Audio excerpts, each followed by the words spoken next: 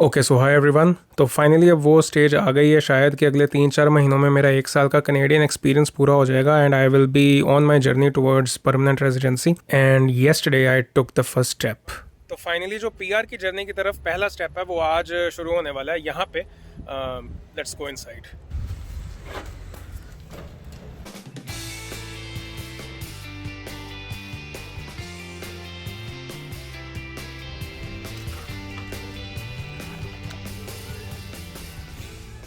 Hi.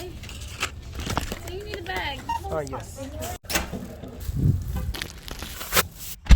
तो ये थोड़ा बहुत सामान लेके आज मैं सुबह सुबह पहुंचा था टोरंटो डाउनटाउन की पार्किंग तक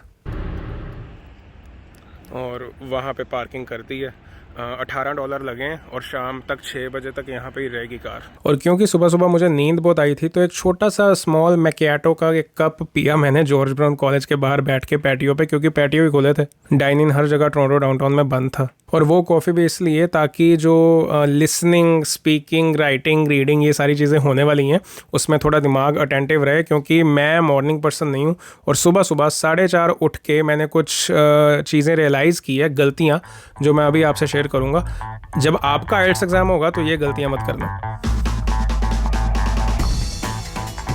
तो जिनको पहले नहीं पता उनको बता दूं कि जब आपको परमानेंट रेजिडेंसी के लिए अप्लाई करना होता है कनेडियन एक्सपीरियंस क्लास में, एक्सप्रेस एंट्री में या कहीं पे भी, तो आइल्स का जो जनरल ट्रेनिंग वाला एग्जाम होता है आपको वो अटैम्प्ट करना होता है। एकेडमिक जो होता है वो स्टडी परमिट के लिए होता है। तो आज से तकरीबन 2.5-3 साल पहले मैंने एकेडमिक आइल्स दिया था, अब मैंने जनरल ट्रेनिंग वाला अटैम्प्ट किया। लेकिन जब भी आप अगर कनाडा में हो और जनरल ट्रेनिंग बुक करा रहे हो आइल्स एग्जाम, तो मेक श्योर आप अपने शहर में कराओ। कभी भी दूसरे शहर में बुक ना कराओ, चाहे 1-2 महीने की वेट भी आपको करनी पड़ जाए, क्योंकि जो इतनी दूर से आने के लिए सुबह जल्दी उठना पड़ता है ना, उसके कारण नींद बड़ी ख़राब हो जाती है और बंदा अपनी सेंसेस में नहीं होता। मेरे को बड़ी मुश्किल आई राइटिंग करते हुए, क्योंकि दिमाग में आइडियाज़ ही नहीं आ रहे थे, नींद ही बड़ी आ रही है मेरे को। मैंने भी यहीं पे कराना था, किचनर, वाटरलू, कैम्ब्रिज में से कहीं, लेकिन क्योंकि आसपास कोई डेट मिल ही नहीं रही थी कोविड के कारण, तो मुझे टोरंटो वाली साइड कराना पड़ा, जो यहाँ से मेरे घर से तकरीबन 1.5 घंटा दूर है, George brown college downtown campus. तो मैंने कहा कोई नहीं, चले जाएंगे 1.5 घंटा ड्राइव करके।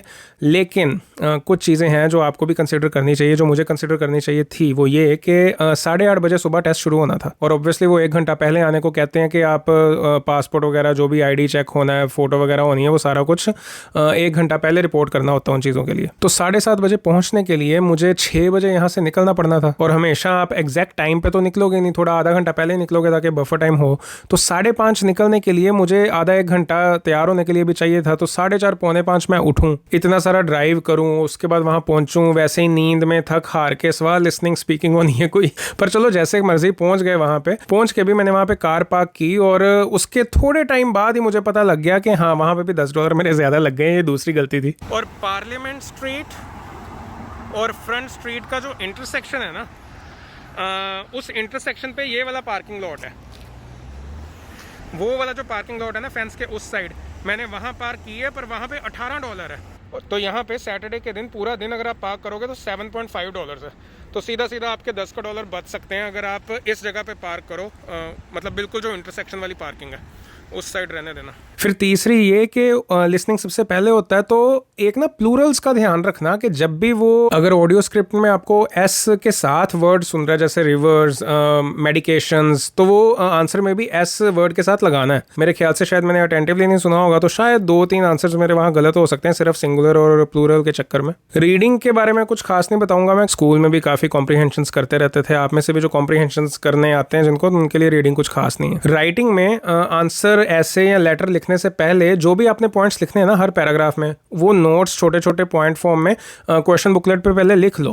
क्योंकि मेरे साथ ऐसा हुआ था कि मैंने पहले 4-5 लाइनें लिख ली, फिर मुझे हुआ ओहो ये यहाँ पे नहीं लिखना था, ये बाद में, तो सारा रब किया, वो शीट दिखने में ही नहीं अच्छी लगती बाद में। और स्पीकिंग में शायद ये मेरी प्रॉब्लम है पर्सनली कि मैं बहुत फास्ट बोलने की कोशिश करता हूँ, लेकिन वो ज़रूरी नहीं है। फास्ट बोलने के चक्कर में आपसे हो सकता है कुछ ग्रामेटिकल एरर्स हो जाएं, शायद मेरे से भी हो गई थी। तो स्लो बोलो, आराम से बोलो, जो वर्ड्स 1-2 इधर उधर पड़े थे या सोच के आए थे वो इंक्लूड कर दो कहीं से, मोर ओवर हाउ एवर। और स्पीकिंग का मुझे अभी इतना कुछ याद नहीं है, क्योंकि ऑन द स्पॉट सारी बातें होती हैं, इतना वो जो फ्लुएंटली जो निकल जाए मुंह से निकल जाए।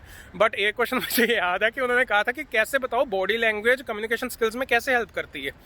तो मैंने कहा भी ऐसे मतलब ऐसा कोई थॉट था कि अगर हाथ ऐसे अगर आप एक्सपैंड करोगे तो आपको यूनिवर्स से कुछ पॉजिटिव वाइब्रेशंस मिलेंगी जिससे कम्युनिकेशंस के पता नहीं क्या बोला है हूँ मैं, बट वो तो अब स्कोर आने में पता लगेगा कितना उन्होंने वो टॉपिक के साथ उसको लिंक समझा या नहीं, बट लेट्स सी। स्पीकिंग मेरी जो 4:30 के लिए स्केड्यूल थी वो उन्होंने 1:20 पे ले ली है, तो मैं फ्री हूँ, 2 बजे अभी मैं फ्री हूँ, अब मैं घर जाऊँगा।